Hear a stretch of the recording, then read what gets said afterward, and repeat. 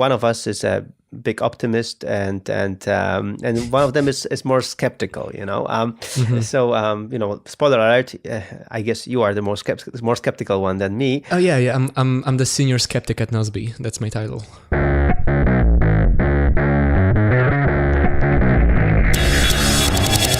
Hello, I'm Michael.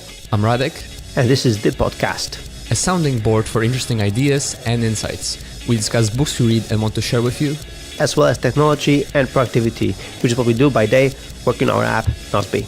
Or whatever else comes to mind. All right, so today we'll talk about productivity. Yeah. And I think last week, as a kind of brief aside, we mentioned how you and I met. Yeah, and we did. Mm-hmm. We thought, well, maybe we should share our journey with productivity itself. We talk a lot about productivity, but we've never kind of gave you the full story of why we got interested in it in the first place, and why is it interesting to talk about and learn about. Yeah, and we after analyzing all the content we shared, over the 92 episodes of the podcast, we decided that maybe the 93rd episode of the podcast will be a perfect one to explain why are we here in the first place. Yeah, that's a good idea, probably. Yeah, well, people are still listening, even though they don't know why we are here. So it's good. Okay, Radek, so why do you care about productivity at all? I guess because I'm not that good without it. I'm just naturally, I'm naturally kind of a mess, and I've struggled to get much of anything done, and I would, think of cool projects and start them and never finish, and I'm just naturally not very disciplined. I struggled with things like that. And that's why I was interested in it and read about it and kind of tried to learn tricks and advice and ideas related to this to get better at it. Yeah, I think, the misconception of productivity is the fact that the organized people want to get, they want to just have this confirmation bias that they're doing things right, and they want to just improve their own processes. But I think what I found out over the years, and what I found out like with your case and with my case, is that the people who are really the people who are really messy, they see that they have they see that they have potential, that they can do something, and when they get around to doing something, they can really create something nice and great. But this is the rarity. Normally, this is not what happens, and that's why the people like us, we seek these ideas of productivity, which would help us create these nice things, or these good outputs in a more consistent way than just every now and then.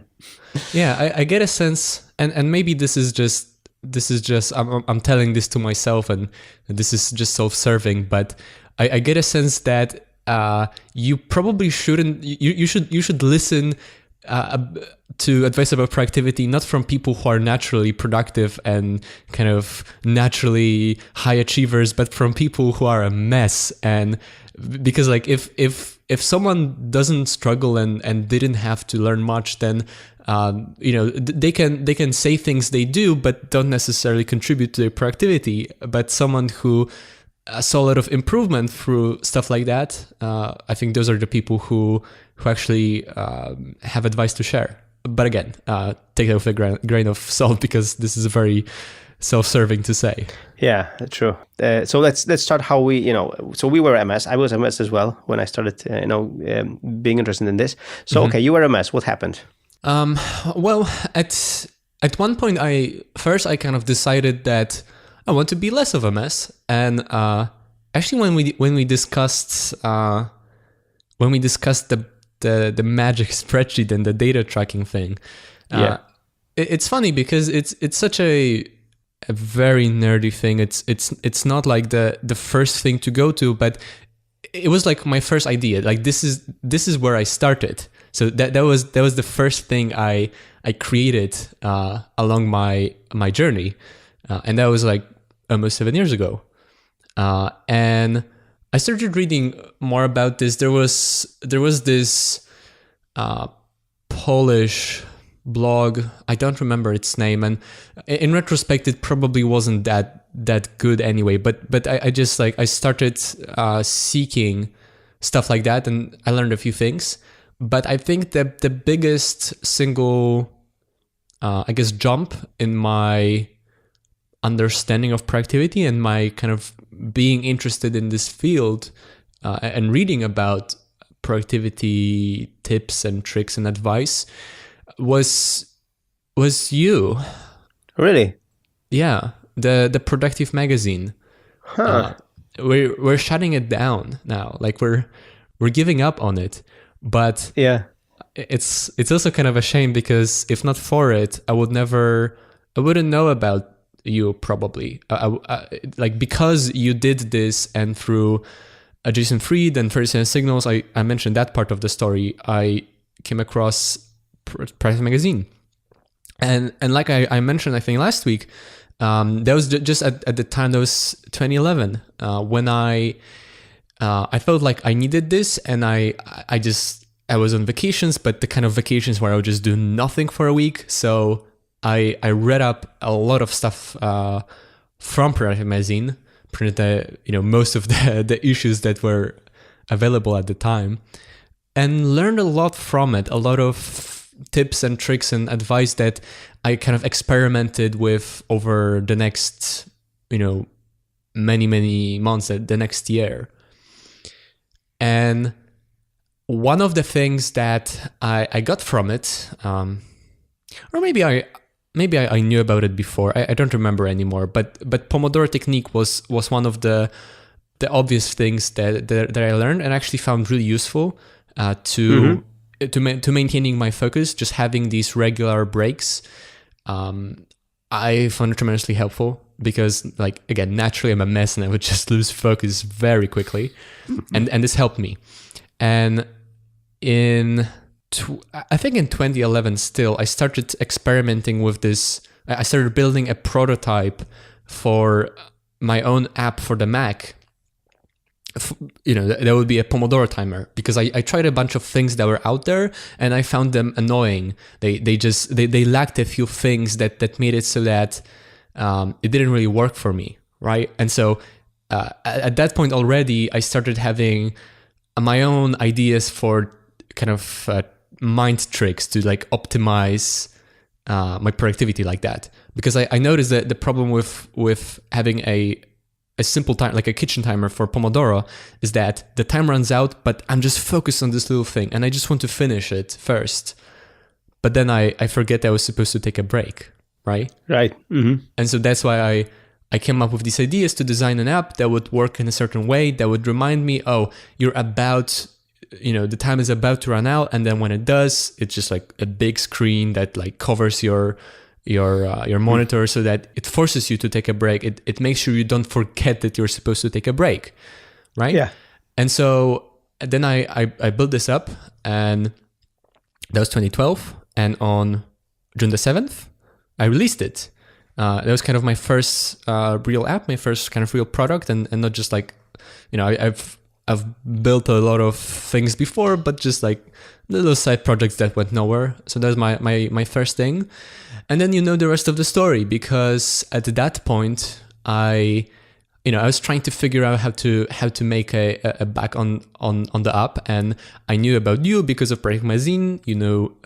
I knew that you're a productivity guy, that you write about productivity, that you use the Mac. So I emailed you, and I told this story already. And so that was really the thing, that's those few steps. I haven't at that point read many books related to productivity, I guess. That was mostly like my own experiments and things I read on the internet, and then Practicality magazine also. And then more recently, in the last maybe year and a half, I kind of recommitted to it, like saw that even though I learned a lot and I'm not such a mess anymore, usually, most of the time, there's still more I could learn. So I kind of tried to get on on the next level and read more books that are related to it that would give me knowledge necessary for self-improvement. And we discuss many of those. Some of their here on the podcast. Yeah, here on the podcast. Things related to psychology and like human behavior and learning, like the book Peak, like how to learn efficiently, deliberate practice, that's productivity. And then we discuss it on the show, and I would experiment with a lot of kind of my own ideas and have my own feedback loop for trying to figure out what works for me and how I can optimize around my own weaknesses, and also discuss these ideas with you on the show to get another perspective and refine them. Yeah, so I really like the part of the story where you said that actually Proactive Magazine was the thing that inspired you to read more about it, because that was the idea. I still think it was a good run, and it was a good decision to shut it down, because now people get this information from many different sources. So it's not but back then it was really one of the few sources to get this information. So it was great, and for you to even print it out was really nice.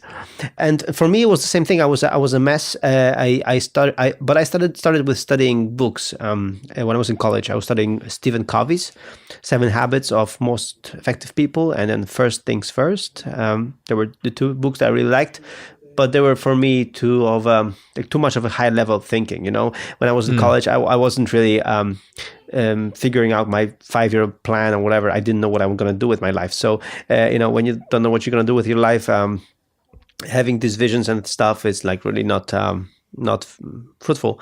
So later when I read Getting Things Done by David Allen, for me it was more down to earth. Like there were like few very practical tips and tricks what to do to get better organized.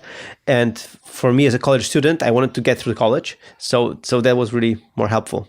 And then again, I did something similar what you did. I created Nozbe because I needed it for myself. And then after college, I needed to get organized, and this is how I created Nozbe. And then later, I turned it into a product. So again, I scratched my own itch because I couldn't find a tool that would help me do it. And just like you did with Tadam. So these are very strong similarities here. Yeah. And then once I figured out and I started, figuring out how to get more done, and built Proactive Magazine and learned from people who were writing for Proactive Magazine, because I read all the articles that were published in the Proactive magazines, because I was the editor, so I was reading them all. So I was learning a lot as well from the community. And now when you think about it, again, it's a similar thing. We are growing. We are, reading lots of books, or we are listening to lots of books, as we like to say, and we are discussing them here. But for me, ultimately, this comes down to the fact that I think you mentioned that in one of the previous shows.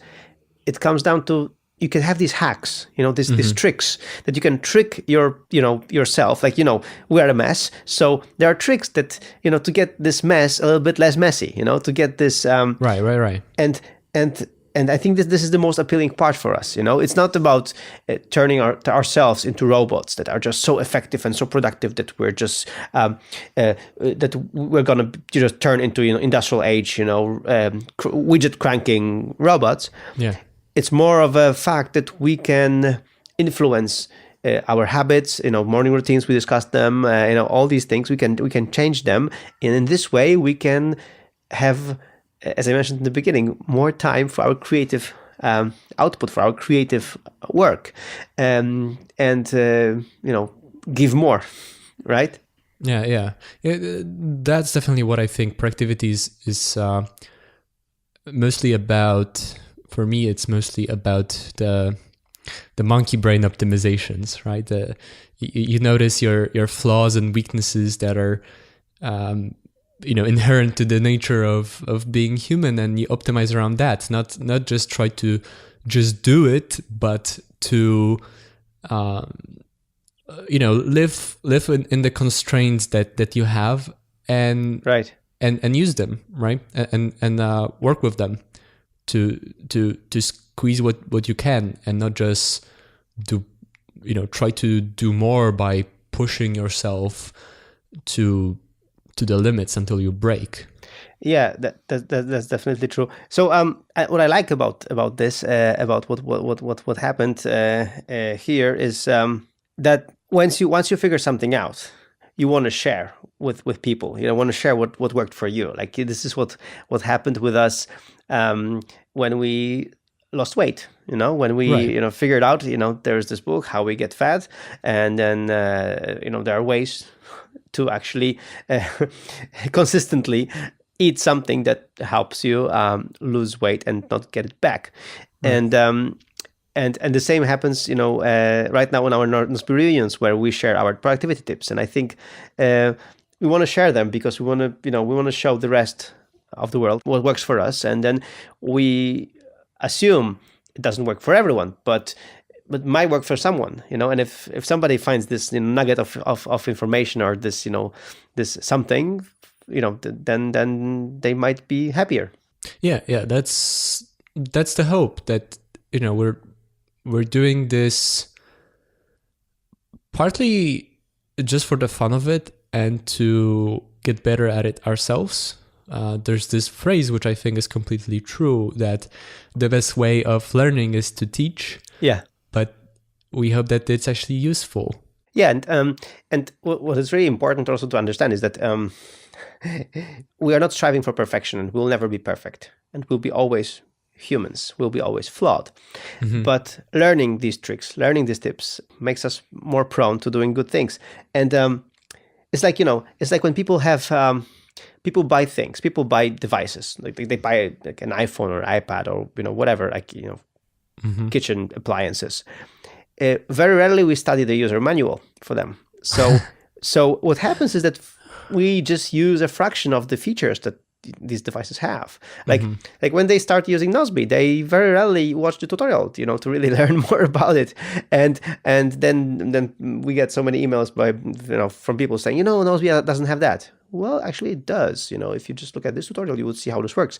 So what happens is that very often, because we think, it's good enough, we just go with the flow, right? We use these devices in a very suboptimal way. And if you would just dedicate a few minutes, to learning these devices, to learning these new things, to studying a little bit the user manual, we would very often get more joy out of using these devices, And this is, for me, and this is like a parallel to productivity. The productivity hacks give me more joy of life because I can hack, my life a little bit and optimize my mess a little bit better. And this is the same thing with, with the device that we buy and with things that we buy. To enjoy them more, we should dedicate a little bit more time to study them, which is boring and is, not really sexy. But once you learn these new features, learn a few tricks, I think you can just have more joy with your stuff. Yeah, but you know what the difference is? There is no manual for the brain. There's Right. no manual. There's no user manual for life and for there's no manual that lists known issues with your human mind. You have to discover the known issues. Yeah, like everybody who's serious will realize that, you have these tools, these tangible, or maybe not metaphorically tangible tools, often it's going to be software, and that you can learn it and get better at it. But what's less obvious is that even though there's no manual, there's still a lot of to study about just the kind of human condition, and you can optimize around that too. I think, people who have listened to this show before might, not the past episode, but the usual number of episodes, they will discover that one of us is a big optimist and one of them is more skeptical. Spoiler alert. I guess you are the more skeptical one than me. Oh yeah, I'm the senior skeptic at Nozbe. That's my exactly. title. So tell me why, for a skeptical person like you, like for me, it's a nice thing to observe. Like when we started working together and getting to know you and getting to know you as a skeptical person, and then seeing you in front of the whole Nusby team preaching productivity, there is this this big change of perception, that happened here. Can you explain a bit more, what happened here? Well, there was no change really, but I know what you mean. I think it's interesting because we talk a lot about productivity and ideas related to it in very kind of I guess tangible ways. Like we talk about the specifics of here's what we learned, here's some pro tips, but we never really discussed in abstract why talk about productivity at all. Like, why is it interesting? Why is it a worthwhile pursuit?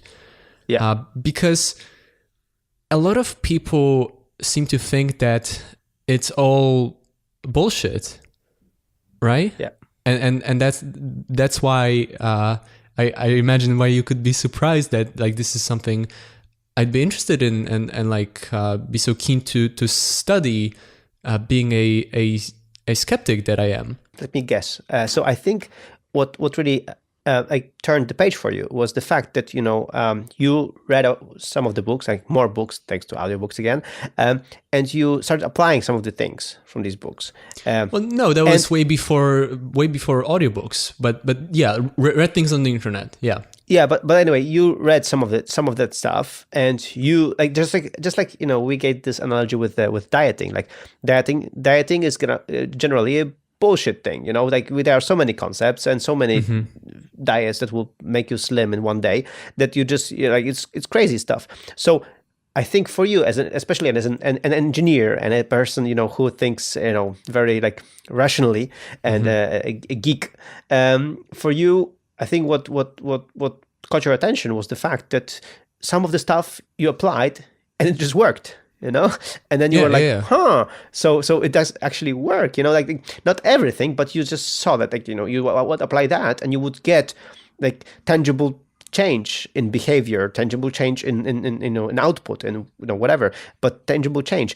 And that's the thing, because you are a skeptic, but then again you want to invest these few minutes to experiment, exactly. Actually, you want to prove people wrong, actually, and when you want to prove people wrong, you dare to experiment, and when you dare to experiment, you see, oh shoot, this actually works, or this actually makes a change, or this doesn't work as well as described here, but it actually changes this or that. So you saw the tangible change, and that's why you became kind of a convert, not a convert, but more of a no, that doesn't word. No, but you became kind of interested in this field of productivity, let's say, because you knew that a few things, just like with the Pomodoro technique, you realized this kind of thing works. Maybe it doesn't work for everyone, but it does work for you, so it might work for some other people. And the same with diet. The moment you found a diet that actually works for you and works in a long-lasting thing, you become, we became a diet gurus on the internet, right? With our podcast. By accident. By accident. So yeah. So I think this is what started sparking you, right? No, that's perfectly correct. I am a skeptic, but I'm not a stubborn jerk. At least exactly most of the time. But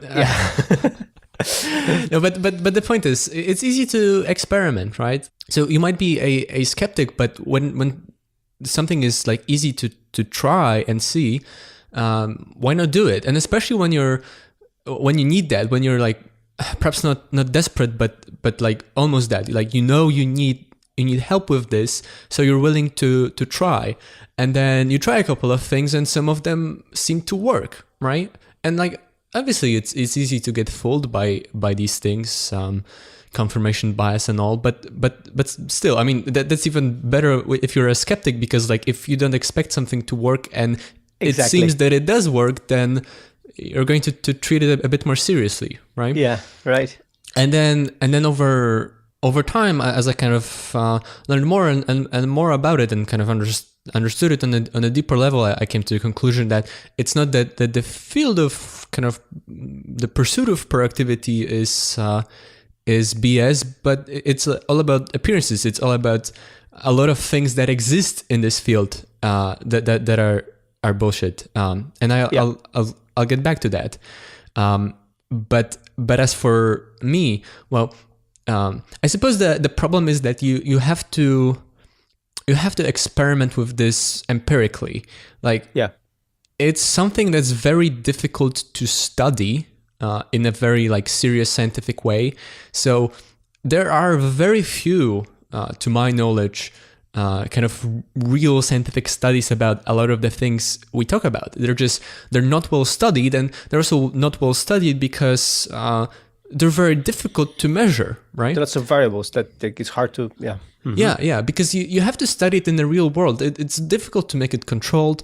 It's a lot more personal. I think a lot of these things kind of depend from person to person. So like everyone has to experiment on their own. But so like it, lack of that, like if it was studied more extensively, like it would give the field credibility that Right. there is something to learn from it, because you'd have like very serious evidence that this is so. And you don't have this level of evidence. Like I have my own evidence on me, but it's a weaker kind of evidence, and I had to discover it empirically with like a sample size of 1. So that's problematic. Like it's difficult to just like point at something to someone who's a skeptic, who's rational, and see like, look, like if you apply these, then you get somehow X% better, right? But you don't have that.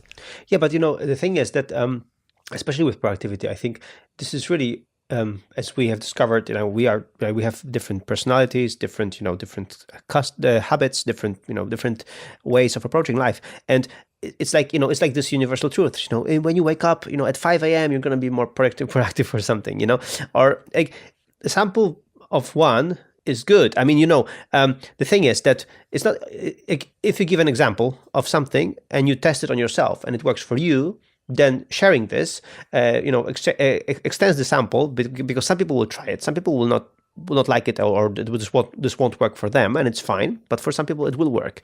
And and I think especially the word of productivity, it's all personal. It's like you have to adjust these tips and tricks that we share. Just test them on yourself. Like there's no other way. It's like some people have messy desks, and this is how they get things done. Some people won't have to clean desks because this is how they get things done. It's like you can't force people to do something with that. Each person has to experiment, but they should have they should be willing to do that. And many people don't. Yeah, and I think over time I see the value in it more and more, because I've developed a bunch of these habits that we talk about, journaling and planning the next day and doing the weekly review and planning the next week, all of that. And from time to time I regress. And yeah, I see what a massive difference it makes, like how much worse just everything turns to crap when I stop doing these things, when I stop kind of using these habits as crutches to help me get by, and also measuring a lot of these things in my kind of spreadsheet. I can also see like some real numbers, some real correlations, and it's an imperfect methodology, but still, like I can really see that it matters. But for most people, like most people who reject this, there are a few possibilities why. One option would be that they think that, oh, you like, what is there to study? You just do it, right? That's one option. Another option is that they are genuinely better than us and they just don't have this problem, and maybe they don't, or maybe they're just arrogant. And kudos to you. Yeah, kudos to you. Yeah. or maybe they're arrogant and they don't realize that they need help, or maybe it's the fixed mindset, the belief that you are what you were born with, you have what you've been given, and there's nothing to improve of.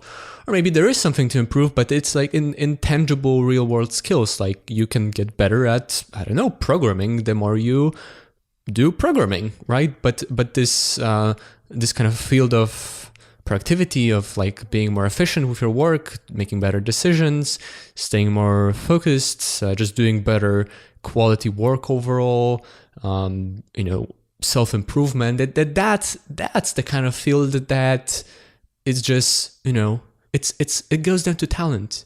Either you have it or you don't, right? And you gotta have it, and then you gotta just do it. Right? And if you don't, and then like you inevitably fail, and you feel like a failure of a human being for failing to achieve it. But apparently you have no talent and you just don't have it, right? And so you give up. But and it might be a combination of those. But I think the biggest reason is what you've briefly alluded to, is that a lot of people think that the field of productivity is bullshit because most of it is bullshit.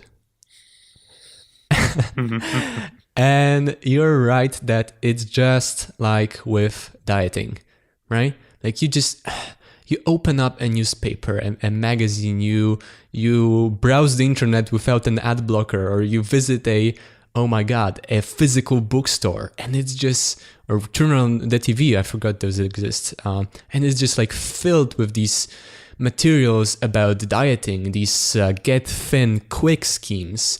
Yeah, because the assumption is bullshit. I mean, the assumption that with a simple trick you can improve by whatever number you want to. Like the problem is that we live in this world that people want to quick results. There's not such thing. Like we studied the book Peak, where the authors said, okay, 10,000 hours rule is not correct, but it is a ballpark. Like to master something, you have to work your ass off on this thing for many hours. Like deliberate practice or not. So like the idea is that you have to study something long, and people. And because there are so many, people who promise you that you're going to be productive, by whatever, like you're going to get more done when you just do these tricks, and you will just going to be like 100% more effective or whatever. Like the same with diets, like promise to be slim, get your abs, 6 packs and in a week or something like that. Like, all these things, this perception of getting results quick.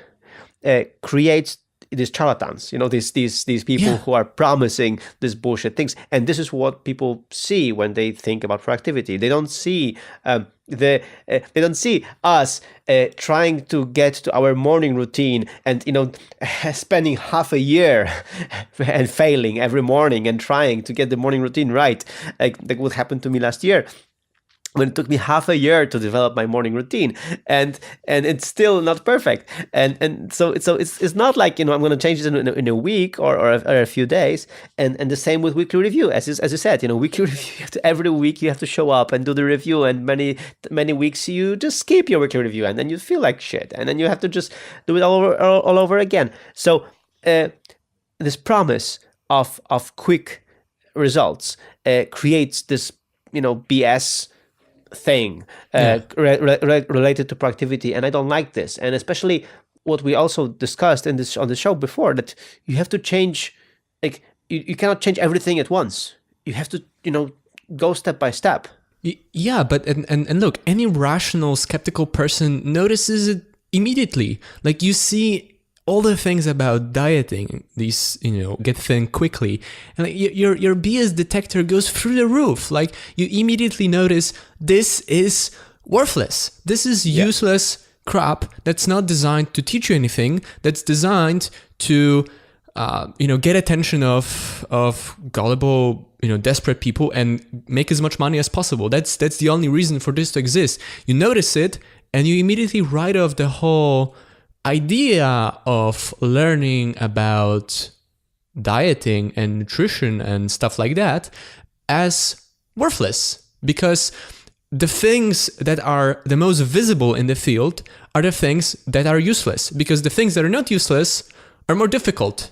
And like the thing is, they're not the most difficult, because the most difficult is the idea of, oh, well, these things about dieting are BS, so I just have to, eat less and move more. And obviously you've then failed, and so you live in this limbo that you can't do it easily, and you can't do it the hard way because you're a human failure, right?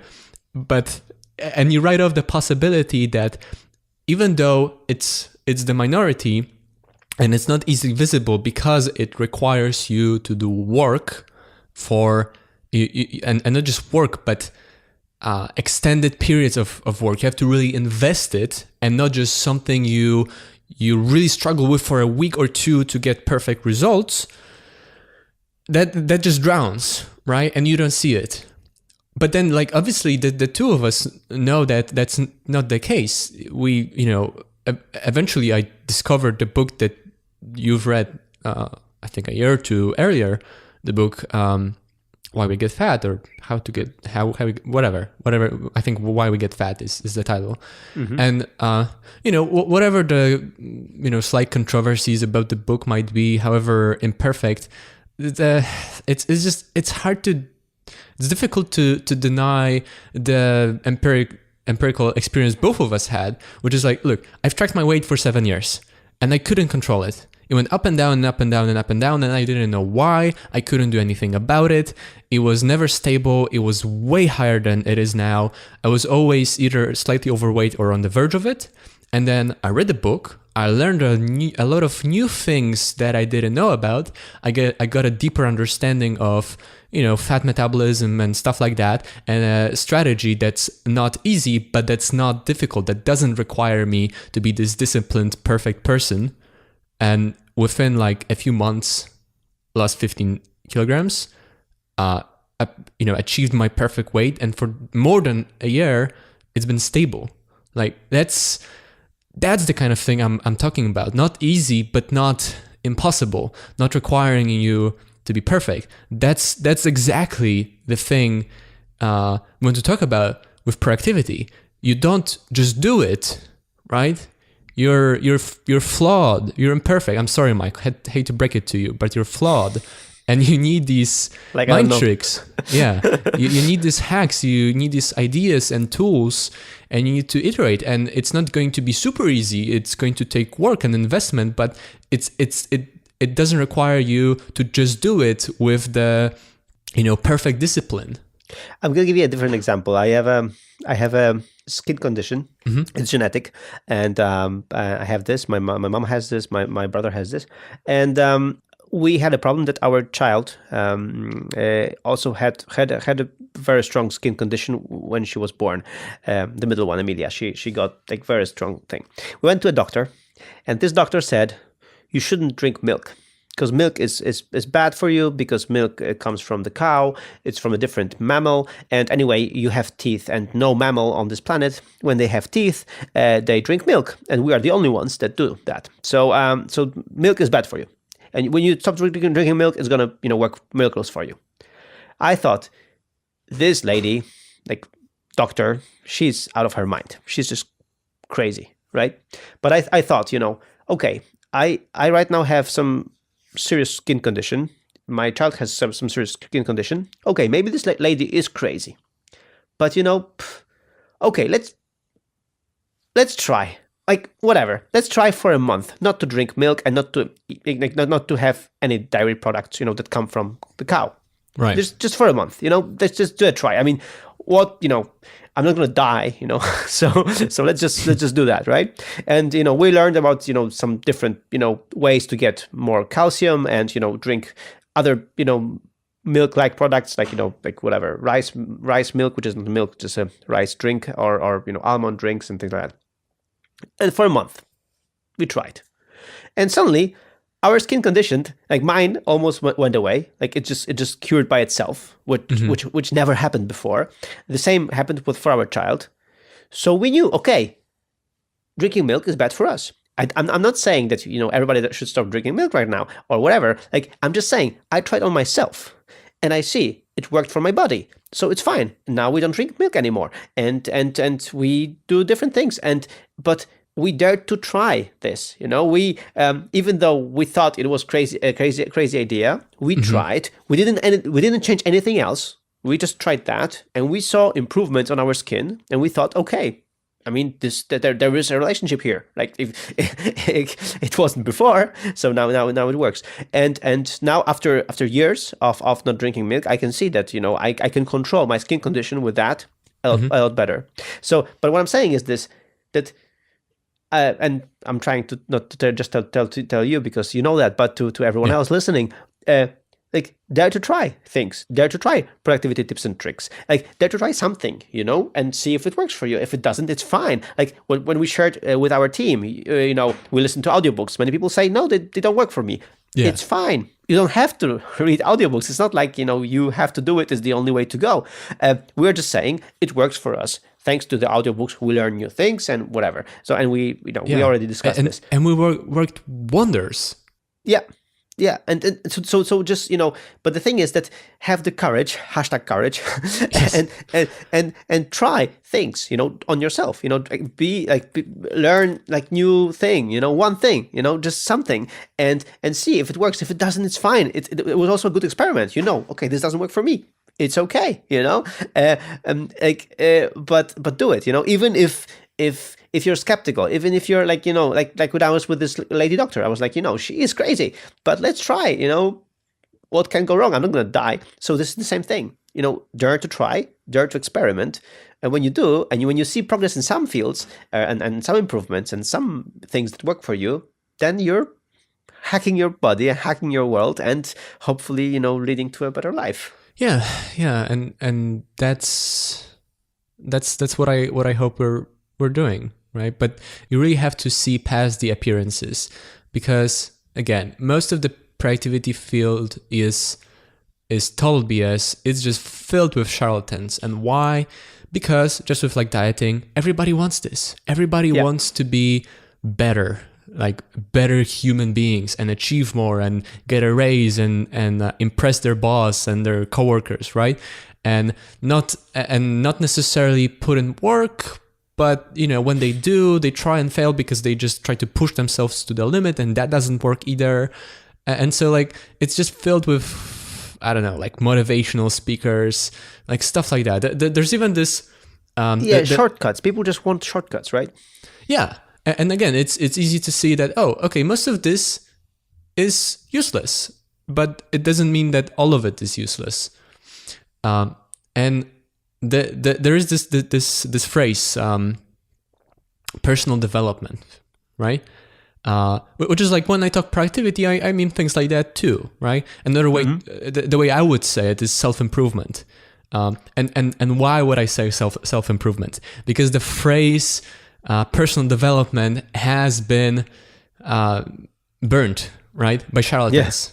Like it has just the negative connotations for me at this point. Even though the idea is a simple one and a positive one, and should have been an obvious one that you do, you improve. You develop your personality, develop your Right. You just you get better at living, right? Mm-hmm. There's nothing wrong about. There's nothing that you would argue with, right? But it's been used by the people from whom you won't learn that much, and they just want to extract your money and attention. And so you can very easily assume that there's nothing to the idea because charlatans have overtaken it. Yeah, I remember Leo Babauta of Zen Habits. There's a blog about habits and personal productivity, and he would always say that, and this would drive people crazy. He would say, develop one habit and spend 30 days developing just this one habit, nothing else. Just change one thing for 30 days. Yeah. And there are many like statistics about it, and many, as you said, the science is very vague on this. If it's 30 days, 60 days, or whatever, how many days you need for a habit, I know for a fact that you need more than this. But let's say, but for many people, a month of just changing one thing is so freaking difficult to do. No, but I want to quit smoking, lose weight, run a marathon, like come on. Right. Exactly. Because there is a charlatan promising you all this in 30 days, you believe that BS and then you fail. No, Leo is saying one thing, choose one thing, do it for 30 days. Just this one thing, nothing else. And if it becomes your habit, then switch to something new. But just one thing, one change. And for people, it's just, no, I want to change everything right now in my life. I wasted so much time by not appreciating this piece of wisdom. Right? Like it's like, here's the thing. It's going to take a lot of time, whether or not you accept the fact that it's going to take a lot of time. And It's going to take less time if you accept reality and not live in dreams.